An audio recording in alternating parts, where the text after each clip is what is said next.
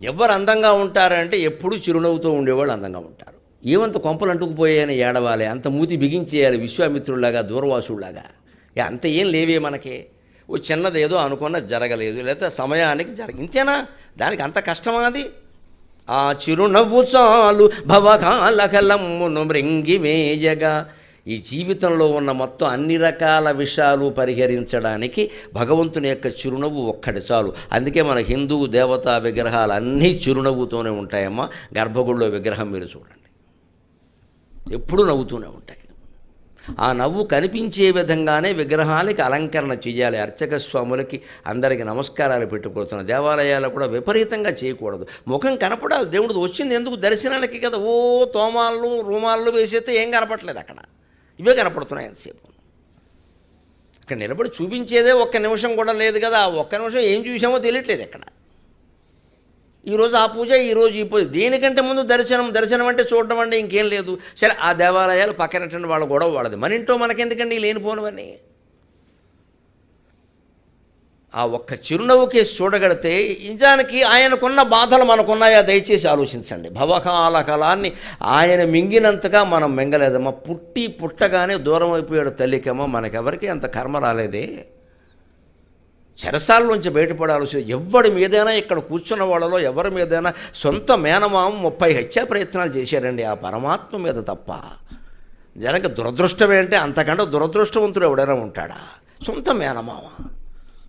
ప్రతి పురుటికి చెల్లెల్ని పిలిచి సారి పెట్టి పంపించాల్సిన మేనమామ బిడ్డ పుడితే నరికేస్తానని చెప్పి పుట్టాడని తెలిసి 30 ప్రయత్నాలమ్మ భాగవతంలో లెక్కెట్టుకోండి, పోతన నుంచి చివరి వరకు.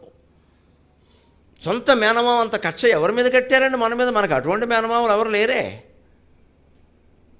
ఎన్ని కష్టాలు. పైగా ఈ తల్లిని తెలుసా? ఈవిడికి పుట్టాడా? ఈవిడిని బాధపడి అక్కడికి వెళ్ళాడా? అక్కడ ఉండక మళ్ళీ ఇక్కడికి వచ్చాడా? అక్కడ ఆవిడ బాధపడిందా? ఆవిడ ఏదో పెంచేస్తుంది, కానీ ఈయనకి తెలుసా ఈవిడ నా తల్లి కాదని? ఇది ఎటువంటి జీవితం అది? పోని పెరిగిన తర్వాత ఎక్కడైనా సుఖంగా ఉండిచ్చారా? శుభ్రంగా నెత్తి మీద దాన్ని సత్యభామ నమశివాయ చక్కగా భరించాడు. భార్యతే తన్నేంత పరిస్థితి ఇంకా ఎవరికి రాలేదనుకుంటున్నాను. ఎవరన్నా వస్తే నమస్కారం. అది కూడా పడ్డాడు. పైగా తంతే చెల్వగుని పదపల్లవంబు మత్తను పులకగ్రకంఠక వితానముదాకిన నొచ్చునంసునేన నిజత అల్కమానవు గదా ఇకనైన అరాళకుంతలా. దెబ్బకి ఐసే అట్టే రొట్టె మట్టయింది ఆవిడ. దెబ్బ ఎక్కడ కొట్టారో అక్కడ కొట్టాడు. అలాగే అన్నాడు. ఇది పెద్ద నాటకం అని ఆవిడకి అర్థం కాలేదు. జగన్నాటక సూత్రధారి ఈయనేమో అర్థమవుతాడు ఆవిడకి. సత్రాజిత్తు కుమార్తెకి రోజుకు 100 కేజీలు బంగారం చూసింది ఆవిడ. ఆ డబ్బు, ఐశ్వర్యం, గర్వం. బంగారంలో పుట్టింది, బంగారంలో పెరిగింది. అందుకే వాళ్ళ నాన్నని చంపేశారు, సత్రాజిత్తుని చంపేశారు. మళ్ళీ వచ్చి ఆవిడే మా నాన్నని చంపేశారు. మరి చంపరేమిటి అంత డబ్బు నాకని చెప్పాడే. అయినా సరే భార్య ప్రేమ కోసం ఆవిడేదో బాధపడుతుంది కదా అని హంతకుండా పట్టుకున్నాడు. శతధనువుణ్ణి కృష్ణుడు చంపాడు. సత్రాజిత్తు మీద హత్యా ప్రయత్నం చేసిన వారు ఎవరో చెప్తే ఆశ్చర్యపోతారు మీరు. అక్రూరుడమ్మా, నాట్ సో గుడ్. కృష్ణభక్తులు అంటారు కదా, అసూయలే. ఎందుకు అసూయ తెలుసా? సత్యభామని అక్రూరుడు వరించాడు. స్వయంవరానికి వెళ్ళాడు. ముసలాడికి దసరా పండగ. ఎవడు అంచెలు వాడుకుంటాయి. సత్యభామ స్వయంవరానికి అక్రూరుడు వెళ్ళాడు. నన్ను వరించకుండా కృష్ణుడిని వరిస్తూ చూస్తా సత్రాజిత్ సంగతి. కృతవర్మ వెళ్ళాడు. కృష్ణుడికి వరసకి అన్నగారు అవుతాడు. వీళ్ళని వరించకుండా ఆవిడనేమో సత్రాజిత్తు కృష్ణుడికి ఇచ్చాడని కచ్చగట్టి సత్రాజిత్తుని చంపించారు వీడు, శతధనువుడు అనేవాడిని ప్రయోగించి. ఆ మణేమో కృష్ణుడు పట్టుకెళ్ళిపోయాడని నానా గొడవ చేశారు. వినాయక చవితి కథలో అంతా అదే. ఇన్ని నీలాపనింతలు ఎందుకు వస్తాయి తెలుసునండి? నన్ను మన్నింతురుగాక. ఆది విష్ణువునైన అవతారమెత్తించి కర్మఫలము సంగు కర్మభూమి. నిరపరాధైనటువంటి సీతాదేవిని 6 నెలలు ఆవిడ పడి చచ్చిపోతే అక్కడ ఆవిడ రాగానే భర్తగా నా ధర్మం నేను చేశా, నువ్వు ఎక్కడికైనా వెళ్ళొచ్చు. ఆవిడ మనస్సు మండిపోయే కదా అగ్నిలో దూకింది. ఈ నిందలు ఉన్నాయే, ఆ నిందలు అక్కడ కొట్టేయండి, ఏ జన్మకైనా వస్తాయండి అవి.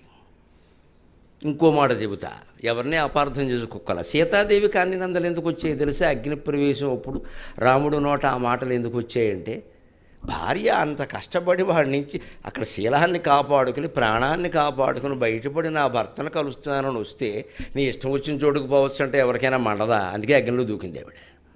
ఈయనేం దూకమని చెప్పాలి, ఆవిడ దూకింది అంతే. ఒళ్ళు మండింది ఆవిడ, ఇంకెందుకు తీసిపారైంది. ఆవిడకి ఆ పరిస్థితి ఎందుకు వచ్చిందంటే మనం అందరం జాగ్రత్తగా అదే మాటలో లక్ష్మణుడు అంది కదా, తల్లి నీ భర్త మీద నీకు ప్రేమ ఉంటే ఉండొచ్చునమ్మా, లక్ష్మణుడికి లేదా? ఒక మనిషిని మగవాడిని భార్య మాత్రమే ప్రేమిస్తుందండి. భార్య రాగానే తమ్ముడిని మర్చిపోవాలండి, ఆడపడుచుని మర్చిపోవాలండి. మనలో చాలామందికి ఇదే దుర్భావన, నేనే నీకు అన్నీ మర్చిపో. కుదరదమ్మా అలాగా. తల్లి ఏమవుతుంది, తండ్రి ఏమవుతాడు, తమ్ముడు ఏమవుతాడు, పుట్టింటి బాధ్యతలు ఏమవుతాయి, మగాడికి 100 ఉంటాయి, భరించాల్సిందే. అబ్బే అలా కాదు, ఇంకా నేను ఇంకా మొత్తం మీ వాళ్ళు ఎవరో రావద్దు, ఇంకా మన వాళ్ళు వచ్చేస్తారు ఇక్కడికి. బాధ్యత. అందుకని ఈ భర్త మీద నీకు ప్రేమ ఉంటే ఉండొచ్చు, నిజమే, ఆయన ప్రాణం పోయిందని నీకు అనిపించదు. లక్ష్మణ హాస్యత. కానీ లక్ష్మణుడు కొత్తగా పెళ్ళైనవాడు భార్యను అక్కడ వదిలేసి ఇక్కడ నిద్రాహారాలను మానేసి కూర్చున్నాడు. ఇక్కడ గోదావరిలో రాళ్ళు వేసుకుంటూ భార్యను తలుచుకుని అటువంటి వాడిని పట్టుకుని మీ అన్నగారు చచ్చిపోతే నన్ను పెళ్లి చేసుకుంటావా అంటావా? అనవలసిన మాటేనా అది? ఈ మాట అక్కడ తగిలింది. లక్ష్మణుడికి ఎందుకు తగిలిందో తెలుసా? మూలాల్లోకి వెడితే చాలా విశేషాలు ఉంటాయి. కర్మఫలం. ఆయన అంతే సమానమైన మాట భరతుడు అన్నాడు. ఎక్కడికి పోదు, ఎవరిని వదిలిపెట్టదు అమ్మవారు. భరతుడు రాముడిని తీసుకెడదామనే ఉద్దేశంతో సైన్యంతో వస్తుంటే డమడమ డమడమా ఇందాక మీరు ఏదో సన్నాయి మేళం పడి తీసుకొచ్చినట్టుగా పెద్ద బ్యాండ్ మేళంతో వస్తుంటే రాముడికి అనుమానం వచ్చి, ఒరే లక్ష్మణ ఏదో శబ్దం వస్తుందని మనకు జాగ్రత్తగా ఉండాలి, అరణ్యంలో ఉన్నాం కదా, చుట్టుపక్కల ఏదైనా చెట్టు ఉంటే ఎక్కి చూడడం, ఒక తాడి చెట్టు ఎక్కడి. ఎక్కి చూసిన వాడు చూడొచ్చు కదా. మనలో చాలామందికి ఇదే చెప్పమ్మా, ఒక దృశ్యం మన కంటబడినా, ఒక మాట మనకి వినపడినా దయచేసి వ్యాఖ్యానాలు చేయొద్దండి వెంటనే. అదేమిటో తెలుసుకోండి, పూర్తిగా తెలుసుకోండి. ఆగండి, నోరు మూసుకోండి ముందు. అసలు ఇలా మనిషి కనపడగానే వాడు అంతే వెధవ, నేను అనుకోనే వాడు వెధవ కాదమ్మా, మంచివాడు, నువ్వు తెలియకుండా మాట్లాడుతున్నావు. ఎక్కడ వాడు అసలు ఎందుకు వచ్చాడో చూడముందు, ఎందుకు వచ్చాడో చూడముందు. అసలు అబ్బే ఇంకేం లేదండి, తొందరపడి వ్యాఖ్యానం తర్వాత 4 ఖర్చు ఏం ఖర్చుకున్నా ఒకటే, ఇంకా వెళ్ళిపోయింది వ్యాఖ్యానం. పెదవి దాటితే పృథివీ దాటిపోయింది. వాళ్ళ ముందని లేదు, వీళ్ళ ముందని లేదు, అసలు మనసులోనే ఉండకూడదు అది. ఎందుకంత వ్యాఖ్యానం చేయాలి? ఆగలేకపోతున్నాం, నోరెందుకు ఆపుకోలేకపోతున్నాం. మనం ప్రతిదానికి ఏదో వ్యాఖ్యానం చేస్తాం. అలాగే లక్ష్మణుడు కూడా తాడి చెట్టు ఎక్కగానే చూసి టక్కుమని కిందికి దూకి, అన్నయ్య ఈ సన్నాసికి మనం ఇక్కడ క్షేమంగా ఉండడం కూడా ఇష్టం లేదయ్యా, మన మీద దాడి చేయడానికి వచ్చాడు. How can you expect? నువ్వెలా ఊహిస్తావయ్యా? తెలుసుకోవాలి కదా, రానివ్వాలి కదా, ఆయన్ని అడగచ్చు కదా. అదే రాముడికి మిగిలిన వాళ్ళకి తేడా. ఎందుకు లక్ష్మణ అంత తొందరపడుతున్నావు? మన తమ్ముడు ఆయన పరాయివాడా, శత్రువా? భరతుడు చిన్నప్పటి నుంచి మన పక్కలో పడుకున్నవాడు కదే, కంచంలో తిన్నాం, మంచంలో పడుకున్నాం, ఎందుకంత అనుమానిస్తున్నావు? ఇదేం బుద్ధి? రాని అంతగా వాడు మనల్ని చంపేదలుచుకుంటే నువ్వు లేవా, నేను లేనా? కాపాడుకోలేమా? ముందే అనుమానించాలా మనిషిని. మనలో చాలామంది సంసారాలు పాడవడానికి ఇదే కారణం అండి. మనం ఊహించేస్తాం, మనం ఇష్టం వచ్చిన మాటలన్నీ అనేస్తాం, తర్వాత ఏమోలే అంట, ఇక దాన్ని సమర్థించుకునే ప్రయత్నం చేస్తాం. కనబడిన దాన్నే నమ్మడానికి వీల్లేదమ్మా. అది ఎందుకు జరిగిందో మనకు తెలియదు. ఏ చీకట్లోనే ఇందిరా పార్కు దగ్గర నుంచి ఒక ఆడ మగ మాట్లాడుకుంటే ఈ ఏం పని లేదు, ఈ కాలేజీ పిల్లలకి ఇదే పని. వాళ్ళ అన్నా చెల్లెలు కావచ్చమ్మా, వ్యాఖ్యానం చేసే అర్హత నీకు లేదు. వాళ్ళు ఏదైనా అత్యవసరమైన పనులు, వలస కార్మికులు కావచ్చు, నీకేం తెలిసేది? తెలుసుకో ముందు. అబ్బే ముదిరిపోయారు. ఈ ముదిరిపోయారని చూడొచ్చు కదా, అడగచ్చు కదా, లేదా వదిలేచ్చు కదా ఆ విషయాన్ని. ప్రతి దాని మీద మనం వ్యాఖ్యానం చేయాలా? కనబడిన దాని మీద వ్యాఖ్యానమే తప్పు అయితే దయచేసి ఆలోచించండి. చెప్పుడు మాటలు విని కొంతమంది వ్యాఖ్యానాలు చేస్తారు, అది ఇంకా తప్పు కదా. వారెవరో చెప్పారు, అది నిజమో కాదో నువ్వు తెలుసుకోవాలి కదా, ఎందుకు వ్యాఖ్యానం చేసేస్తున్నావు? ఇంకా విచిత్రమైన విషయం, ఎవరు చూడక్కల్లా, ఎవరు చెప్పక్కల్లా, మన మనస్సులో ఏదో ఊహ ఉంటుంది, అదే నిజం అనుకోవడం. ఇది మరీ ఘోరం. ఇది మనం ఊహించిందే నిజం అంటే ఎలాగా? తెలిసే వరకు ఆగాలి. ఈ పాత్రలే ఉదాహరణ. తానేదో ఊహించాడు లక్ష్మణుడు, అది నిజం అనుకున్నాడు, రాముడికి చెప్పేశాడు. రాముడు కేకలేసే వరకు అర్థం కాల. అప్పుడు నీకేం తెలియదు, నువ్వెంత మంచివాడు కాబట్టి అందరూ నేను ఎలా చంపుకు తింటున్నారు అనేసాడు కూడా. ఆయన వచ్చాక తెలిసింది తాను చేసింది ఎంత తప్పు. అందుకే రామచంద్రమూర్తి సుగ్రీవుడితో ఒకసారి అంటాడు యుద్ధకాండలో, సుగ్రీవా నీలాంటి మిత్రులు ఉండరయ్యా, సీత లాంటి భార్య ఉండదు, భరతుడు లాంటి తమ్ముడు ఉండడు అన్నాడు. లక్ష్మణుడు లాంటి తమ్ముడు ఉండడు అని అనలేదమ్మా. ఈ ఆవేశం కారణంగానే 2 మార్కులు తగ్గాయి. భరతుడు లాంటి తమ్ముడు ఉండడు, నా భ్రాత భరతోపమహ అంటాడు. భరతుడిని ఎందుకు చెప్పాడు అక్కడ లేనివాడిని అంటే, మనం అతనికి వచ్చింది రాజ్యం అర్హత రీత్యా వాళ్ళ అమ్మ కోరింది, మనం వదిలేసి హాయిగా కూర్చుని పట్టాభిషేకం చేసుకోవచ్చు కదా. ఒక్కరోజు సీఎం పదవి ఇస్తానంటే పేకలు నరికేయడానికి తయారుగా ఉన్నారే. అటువంటిది 14 ఏళ్ళు వస్తే శుభ్రంగా చేసుకోకుండా చెప్పులు పట్టుకెళ్ళి దాని మీద పెట్టి కింద కూర్చోవడం ఏంటండి? ఎవరుంటారు ఇంత త్యాగమ్మ? అటువంటి మహానుభావుడు పుట్టిన దేశం భారతదేశం. పైగా నేను ఈ బ్యూటీ క్లినిక్లు, మేకప్లు, షోకులు చేసుకుంటే నాకు భోగ విలాసాల కాంక్ష పెరుగుతుంది అని చెప్పేసి ఆయన జడలు పెంచాడు. రాముడు అరణ్యాల్లో ఎలా ఉన్నాడో కనుక్కొని జటిలధారియే ఉన్నాడని ఆయన కూడా, భరతుడు కూడా ఈ జడలు పెంచేసి జిల్లేడుపాలు రాసుకుని జళ్ళ కట్టేలా చేసేసాడు. జిల్లేడుపాలు జుట్టుకు రాస్తే వెంటనే ఉండలే, ఇంకేం లేదు. ఇంకా కావాలని జిల్లేడుపాలు రాసుకుని జళ్ళ కట్టేలా చేసేసాడు. నేను ముసలాన్ని అనుకోవాలి, అందరూ నేను దేనికి పనికిరాను అనుకోవాలి, నేను ఏదో తపస్సు చేసుకోవాలి, లేకపోతే నా మనసులో పిచ్చి కోరికలన్నీ కలుగుతాయి. ఆ కోరిక కలగకుండా ఉండడానికి ఇంత ప్రయత్నం చేసిన భరతుడిని సప్తమహర్షులతో పోలిస్తే తప్పేదైనా ఉందా? ఆయన మానవుడంటే ఎలాగండి? సప్తమహర్షులతో సమానం. అటువంటి భరతుడిని ఈయన మాట్లాడినాడు. ఈయన్ని సీతాదేవి అంది, సీతాదేవిని రాముడు అన్నాడు, రాముడిని తర్వాత కృష్ణావతారంలో అనవలసిన వాళ్ళు అనేసారు, నీలాపనందలు వేసేశారు. నువ్వే శమంతకమణి కోసం మన సత్రాజిత్తుని చంపేశావు, సత్రాజిత్తే అన్నాడు, శమంతకమణి కోసమే నా తమ్ముడిని చంపేశాడు కృష్ణుడు. వినాయక చవితి కథలు. అక్కడ మీరు గమనించండి, కృష్ణుడు కర్మఫలాన్ని అనుభవించాలా. ఎందుకంటే కృష్ణో యోగి ఆయన ఏదైనా కర్తవ్యంగానే చేశాడు తప్పితే లీనమై చెయ్యలేదు. ఆయన లీనమైంది వేణుగానంలో ఒకటే, ఇంకెక్కడా కాదు. మనం కూడా కర్మఫలం అనుభవించకుండా ఉండాలంటే ఊరికే లీనమైపోయి రాసి వేసుకుని బంక పూసుకోవద్దు. నిమిత్త మాత్రంగా ఆ పని చేయాలి, వదిలేసుకోవాలి, అంతే, అయిపోయింది. ఇక దాని గురించి చర్చించద్దు, ఇంకా అయిపోయింది, వదిలే. అదేదో సమస్య వచ్చింది పరిష్కరించాం, వదిలేదు. ఇంతకంటే అలాగే ఇంత చర్చ వద్దు, ఇంక అయిపోయింది. మళ్ళీ వచ్చి చూసుకుందాం. అప్పుడు మనం అనుభవించక్కల. మనం అలా చేయకుండా ఏం చేస్తాం? గొప్పలు చెబుతాం. అక్కడ మొన్న ఏమైనా తెలుసా, మా ఇంట్లో నేను కాబట్టి ఎదుర్కొన్నాను. ఎవడు అడిగాడు ఈ ప్రశ్న? నేను ఊరికి ఎందుకు చెబుతున్నావు? ఇక్కడ డబ్బావాగుడు. ఇక్కడ ఇదే కర్మఫలం అంటే. గర్విస్తున్నావు చేసిన దానికి, దీని ఫలం అనుభవించాలి. లేదు ఏదో చెడు జరిగింది, ఏమిటో నాకు ఎప్పుడు ఇలాగే జరుగుతుంది, అది కూడా శుక్రవారమే జరుగుతుంది, ఎందుకు? ఇదేమిటి? ఇది ఎక్కడ టైం టేబుల్? ఇది కూడా అహమే, కనిపించని అహం. ఇది బాధలో ఉంటే అహం లేదనుకోకండి. బాధకి గర్వానికి రెండిటికి మూలం అహంకారమే. నేను అనడం వల్లే ఆ బాధ వచ్చింది. ఎవరిది? శుక్రవారం నీదే కదా. నాకే జరుగుతున్నాయి, నాకే ఇలా అదేం చాలామందికి జరిగే విషయాలు, నీకు తెలియక మాట్లాడుతున్నావు. అది మన దుఃఖానికి మనం పూర్తిగా కారణం కాదు, మన సుఖానికి మనం పూర్తిగా కారణం కాదు. ఎందుకని బాధపడిపోవాలి? ఎందుకని గర్వించాలి? ఈ రెండూ లేనివాడే కృష్ణుడు. అందుకని కృష్ణో యోగి. ఆయనంత హాయిగా ఉండగలిగాడు అక్కడ. కాబట్టి సత్యభామ తన్నినా సరే పడ్డాడు, మామూలుగా పడలేదు. భువన విజయంలో ఎక్కడో చెప్పవలసి వస్తే నేను తెనాలి రామకృష్ణుడిగా ఓ మాట చెప్పాను సరదాకి.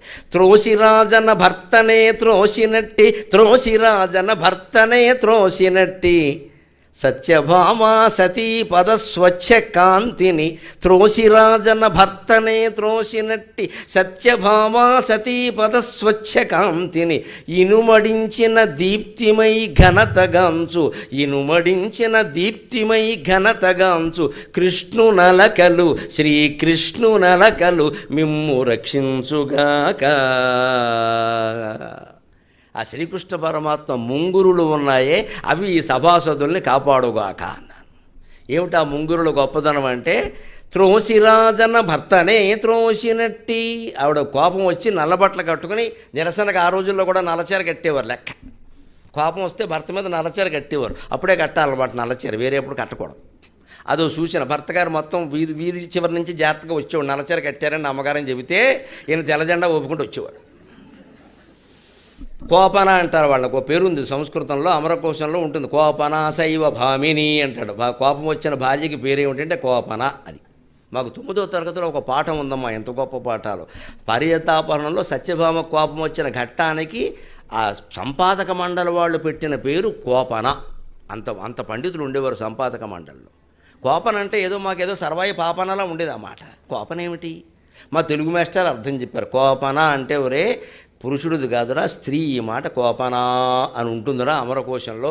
కోపనా శైవ భామిని అంటారంటే కోపం వచ్చిన స్త్రీ అని అర్థమరా. ఈ పాఠంలో సత్యభామ కోపం వచ్చింది నాయన, అందుకని ఈ పేరు పెట్టారంటే, ఓహో ఇంత గొప్ప పదం ఆయుధం అనుకున్నాం. పాఠం పేరు అంత అందంగా పెట్టారు. సత్యభామ కోపము అని పెట్టేవారు కాదు, సోషల్ స్టడీస్లో వ్యాసానికి పెట్టినట్టు. కవిత్వాన్ని కవితామయమైన పేరు పెట్టాలి. దాని ద్వారా విద్యార్థిని పండితుడిని చేయాలి. కాస్త మాకు కొత్త మాట తెలిసింది, కోపన అనే మాట ఒకటి ఉంది, దానికి ఇది అర్థమని. ఆ పేరు పెట్టకపోతే తెలియదు కదా. అలాగా ఆవిడ కోపం వచ్చినప్పుడు అలా పడుకుని ఉంటే ఈయన వెళ్ళి తెలుసుకున్నాడు ముందే. ఆయనకు రుక్మిణీదేవికి పువ్వు ఇచ్చాము వచ్చి ముందే సిద్ధమైపోయాడు. ఆయన మొత్తం డ్రామా డైలాగులన్నీ రాసేసుకున్నాడు. స్వయంగానే స్క్రీన్ ప్లే, దర్శకత్వం, నటన అన్నీ అప్పలరాజే మొత్తం రాసేసుకో. అయిపోయింది, బాగానే ఉంది, మనకు తెలుసు కదా, రోజు వచ్చేదే, 4 మాటలు మాట్లాడితే ఆడాలని నమ్మేస్తారు, ఏముంది దీనికి అని లోపలికి వెళ్ళిపోయి చెలికెత్త నువ్వు తప్పుకోమని చెలికెత్త చేతిలో విసినకర తీసుకుని ఈయనే విసిరాడు.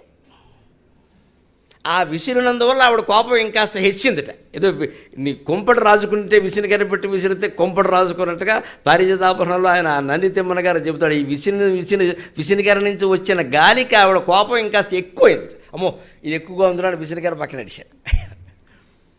ఎంతకే ఆవిడ లొంగకపోతే తను పలకగ్రగంతక జలజాదాసనవాసవాది సురపూజా భాజనం వైతనర్చు లతాంతాయుధు కన్నతండ్రి శిరము అచ్చు వామపాదంబునం తొలగంద్రోచలతాంగి అట్లయగు నాథుల్ నేరముల్ సేయ పేరలు కంచెందిన ఎట్టి కాంతలు ఉచిత వ్యాపారముల్ నేర్తురే అని నందిదమ్మన సత్యభామను సమర్థిస్తూ పద్యం రాశాడు. ఈయన రాజకీయం ఏంది, కృష్ణుడి దండిందని అనలేదు ఒక మాట. అలాగే చేస్తారో అవ్వాల్సిందే అన్నాడు. ఎందుకన్నాడు, అసలు ఈ కావ్యమే ఆయన చిన్నాదేవి కోసం రాశాడు. కృష్ణదేవరాయల 2వ భార్య. ఆ చిన్నాదేవితో పాటుగా నందితిమ్మన కట్నంలో భాగంగా వచ్చాడు. అప్పట్లో కట్నంలో భాగంగా కవులను ఇచ్చేవారు. ఆ కాలంలో పుట్టకుండా ఉండడం వల్ల సుఖంగా ఉన్నాం, లేదా మమ్మల్ని ఎవరికో బారేసేవారు. అలా కట్నంగా కవిని ఇస్తే కట్నంగా వచ్చిన కవిని అరణపు కవి అనేవారు. అరణం అంటే కట్నం, కన్నడంలో ఇప్పటికీ ఉందన్నమాట. అరణం అంటే కట్నం, అరణపు కవి అంట. అందుకని అరణంగా వచ్చిన కవి. అందుకని మరి ఆయన చిన్నాదేవితో పాటు వచ్చాడు. చిన్నాదేవికి మీద కృష్ణదేవరాయల కోపం వచ్చింది. ఎందుకుట, ఆయన ఏదో వచ్చాడు ఒకసారి అంతఃపురానికి, ఈవిడ పడుకుని లేవడం మర్చిపోయింది. భర్త వచ్చేసరికి పడుకుంటుందా అని అక్కడి నుంచి అలాగే వెళ్ళిపోయి మళ్ళీ నీ మొహం చూడడం అన్నట్ట. అప్పటికి బాధ కలిగి పడుకున్నంత మాత్రం చేస్తే మొహం చూడండి అంటున్నావు, తంతే కూడా పడ్డాడయ్యా కృష్ణ పరమాత్మ. ఆయన పేరు నువ్వు పెట్టుకున్నావాడు. కృష్ణదేవరాయలంటే ఎక్కడి నుంచి వచ్చింది, మీ అమ్మ ఎక్కడి నుంచి కృష్ణుడి పేరు నీకు పెట్టింది. ఆయన తంతే పడ్డాడు, నువ్వు మొహం చూడండి అంటావు ఎక్కడ అని ఆ రాజుకి బుద్ధి ఎలా చెప్పాడు అంటే ఒక కావ్య రచన ద్వారా చెప్పాడమ్మా కవి. అంత గొప్పవాడు నందితిమ్మన. పైగా ఆ రుణం మా అమ్మాయి ఆయనతో ఆవిడతో పాటు అంటే ఎవరు, ఆయన తండ్రిలో వచ్చాడు ఆయన. మా అమ్మాయి ఆయనతో ఆవిడతో పాటు నన్ను పంపించారు, ఆవిడ కాపురం చెడిపోతే నేను కాకపోతే ఎవరు కాపాడతారు ఇక్కడ అని సున్నితంగా కావ్యం రాసి అది కృష్ణదేవరాయలకు అంకితం ఇచ్చాడు. చదువుకునేసరికి అర్థమైన చెప్పు తీసి కొట్టినట్టు తెలిసింది. ఓ బాబు ఇదంతా మన గురించి రాసినట్టుగా ఉన్నాడు రాని. వెంటనే వెళ్ళి చిన్నాదేవికి క్షమాపణ చెప్పాడు. ఒక కావ్యం కారణంగా కాపురం నిలబడిందమ్మా. కవిత్వం అంత గొప్పది, కవిత్వం అంత గొప్పది, అది కావ్యం. అందుకని ఆయన సమర్థించాడు. మరి అందుకోసం వచ్చాడు, రాసిందే అందుకోసం కదా, సమర్థించకుండా ఎలా ఉంటాడు. అలాగ దాన్ని నేను చూసుకున్న సరదాకి ఏమన్నా అంటే కృష్ణుని అలకల పవిత్రమయ్యే ముంగురుడు. ఎందుకంటే వాడికి సత్యభామ పాదాలు తగిలాయి కదా. త్రోసిరాజన భర్తనే త్రోసినట్టి సత్యభామ సతీ పద స్వచ్ఛ కాంతిని ఇనుమడించిన దీప్తిమై ఘనతగాంచు కృష్ణునలకలు మిమ్ము రక్షించుగాక. ఆ కాంతి అసలే కృష్ణుని అలకలు చాలా అందంగా ఉంటాయి ముంగురులు. సత్యభామ పాదాల కాలి గోళ్ల కాంతి కూడా తగలడం వల్ల మరింతగా దీప్తిమంతంగా ఉన్నాయి. అటువంటి అలకలు మిమ్ము రక్షించుగాక. ఈ సమస్యను చాలా సున్నితంగా పరిష్కరించుకున్నాడండి కృష్ణ పరమాత్మ. అది చేతకాకే మనం అహంకారాలకు పోయి విడాకుల వరకు వెళ్ళిపోతున్నాం ఇక్కడ. అంతటి కృష్ణ పరమాత్మ ఆయన ఏమనుకో నిజమే, వీళ్ళందరూ సవతులు, ఇంతమందిని చేసుకోవడం నాదే తప్పు. ఒక భార్యతో ఉంటే రాముడిలాగా ఈ గొడవ లేదు కదా. సీతాదేవి ఎవరి మీద కోపం చూపిస్తుంది, ఎక్కడా రామచంద్రమూర్తిలో ఆ విషయంలో పొరపాటు లేదు, అసలు అనుమానమే లేదు. శూర్పణఖ ఆయన దగ్గరికి రాక్షస రూపంలో రాలేదు, చాలా అందమైన స్త్రీగా వచ్చింది. అయినా తిరస్కరించాడు. తన భర్త ఎటువంటి వాడో ఆవిడకి అర్థమైంది. పెట్టకుండానే పరీక్షలో నెగ్గాడు. ఇంకా అసలు అనుమానం అనేది లేదు అక్కడ. ఈయన ఎవరిని చేరనివ్వడు, అర్థమైపోయింది ఆవిడకి. ఆవిడ నిశ్చింతగా ఉంది. మరి సత్యభామ జీవితం, రుక్మిణి జీవితం అలాంటిది కాదే. ఈయన ఏదో పని మీద పెడతాడు, ఎక్కడో పోటీలో నెగ్గుతాడు, తీసుకొచ్చాడు. Don't think otherwise Satya I bring somebody అంటాడు. ఈ అదర్వైజ్ అంటే ఇక్కడ అదర్వైజ్ అయిపోతుంది. ఇక్కడ రోజుకొకళ్ళని తీసుకొచ్చేసి అదర్వైజ్ అంటే అలాగా. అందుకని వీళ్ళ బాధ వీళ్ళు కూడా. అందుకని ఆయన అర్థం చేసుకోండి, నిజమే 8 మందిని ఎందుకు చేసుకున్నాడో చేసుకోవడం నాదే పొరపాటు. అటువంటిప్పుడు మరి కొందరు కోపాలు రావా, వస్తే కాళ్ళెట్టుకోవాలి కానీ గొడవ పెడితే ఎలాగా అని తలుపులు వేసేసాడు మీడియా వారు లేకుండా. కాళ్ళ దగ్గరికి స్వామి వచ్చేసరికి సత్య మనస్సు కరిగిపోయిందండి. భార్య కదండి స్త్రీ, అందులో సున్నితమైన మనిషి. స్త్రీ అంటే లలిత, స్త్రీ అంటే లాలిత్యం. పురుషుడంటే గాంభీర్యం లెక్క అది. పురుషుడంటే గాంభీర్యం, స్త్రీ అంటే లాలిత్యం. లలిత అనే పేరు మీద లాలిత్యం. అయ్యో అయ్యో అనుకుంటుంది ఆవిడ, కాళ్ళు తీద్దాం అనుకుంటే రావాల్సిందే, తగలాల్సిందే, చూద్దాం కొంచెం ఇంకా వీడియో సిద్ధం చేసి తీరా ఇది ఈ యాంగిల్ తీ అని చెప్పి. మన వాళ్ళు చూడండి, ఇప్పుడు పెళ్ళిళ్ళు అవుతూ ఉంటేను తలంబ్రాలు పోస్తూ ఉంటారు, అటు చూస్తూ ఉంటారు. ఎవడికో ఈ చూపులు తెలియదు. ఇక్కడ శుభ్రంగా మొగుడు తలంబ్రాలు పోస్తుంటే ఇప్పుడు మొగుడు తల మీద పోస్తుంటే పక్కకు చూస్తూ ఉంటారు. ఇక్కడ ఆ వీడియోలో పడ్డం ముఖ్యంగా ఈ తలంబ్రాల తాలూకు అనుభూతి మనకు అక్కల. పైగా వాడు అక్కడ పెద్ద పురోహితుడు వీడియో ఈ సరిగ్గా పోయలేదు మళ్ళీ పోయి అంటాడు. వీడు సొమ్మేం పోయింది, వాడు వెళ్ళం కాదు కదా, సరిగ్గా పోయలేదు మళ్ళీ పోయి ఇంకోసారి తీయాలంటాడు. ఇలా అయిపోయినాయి పెళ్ళిళ్ళు. వేద పురోహితుడి కంటే వీడియో పురోహితుడు ఎక్కువయ్యాడు. నిజానికి వీడియో అంటే ఏంటి, ఫోటోగ్రాఫర్ ఎప్పుడైనా సరే సరైన కోణాన్ని కనిపెట్టుకుని పూర్తిగా అలర్ట్గా జాగ్రత్తగా ఉండి సరైన సమయంలో ఆయన తీసుకోవాలి, కానీ ఇడితిరిగి అడితిరిగి అని చెప్పకూడదు. అలా చెప్తున్నావు అంటే నువ్వు సరైన ఫోటోగ్రాఫర్ కాదు. నువ్వే జాగ్రత్తగా ఉండాలి, అప్పుడు సహజంగా వస్తుంది ఫోటో. నువ్వు నవ్వమంటే నేను నవ్వాను అంటే అది కృత్రిమ నవ్వే, నేను నవ్వినప్పుడే తీసుకో అంతే. అంత సహజంగా ఆయన అక్కడ ఉండి పాదాల దగ్గరికి రాగానే ఆవిడ కొంచెం చెలించింది, కానీ లేవల. అప్పుడే పైగా ఏమన్నాడు, మత్తను పులకగ్ర కంటక వితానము తాకిన నొచ్చునంచునేననియద అల్కమానవు గదా ఇకనైన అరాళ కుంతల. నంది తిమ్మన గారి ప్రయోగం కృష్ణుని యొక్క లౌక్యమంతా నేను అనియద అన్న దాంట్లో ఉంది. నా పాదాలు తాకడం వల్ల నీ శిరోజాలు ఏమన్నా నీ పాదాలు తాకడం వల్ల నా శిరస్సుకి ఏం కాదు, కానీ ఇది కిరీటాలు భరించే శిరస్సు, ఇది దీనికి ఏమవుతుంది, కానీ నా శిరస్సు మీద ఉండే ముంగురులు తాకడం వల్ల నీ పాదాలకు ఏమన్నా అయిందేమో అంటున్నాను అన్నాడు. అంటున్నాను అంటే నిజం కాదని అర్థం. అక్కడ అందులో ఉందన్నమాట అనియదా. ఇక ఈ మాట అన్నానుగా ఇంకూరుకో అంటే అండమే, అక్కడ నిజం కాదు, అది ఆయన ఉద్దేశంగా ఏమనలేదు. అక్కడ ఇది అనియదా అన్నది అంటూనే పద్యం అంతా ఉంది అక్కడ అని నేను అంటాను. ఎక్కడైనా ఊరుకో తల్లి, గొడవెట్టకు. ఆవిడికి ఎప్పుడు బుద్ధి చెప్పాడండి, భగవంతుడు కర్మఫలాన్ని అనుభవింపజేస్తాడు. తానే అవతారాలు ఎత్తి అనుభవించిన వాడు సత్యభామ విషయంలో ఊరుకుంటాడా? రుక్మిణి కాళ్ళెట్టుకునే కర్మ కల్పించాడమ్మా. తర్వాత కథ అందరికీ తెలుస్తున్నది. ఏ రుక్మిణిని ఈవిడ ఆక్షేపించిందో ఆ రుక్మిణి కాళ్ళు పట్టుకుని కథ కల్పించి తులాభారం పెట్టాడు. అక్కడ సభతులు ఉన్నప్పుడు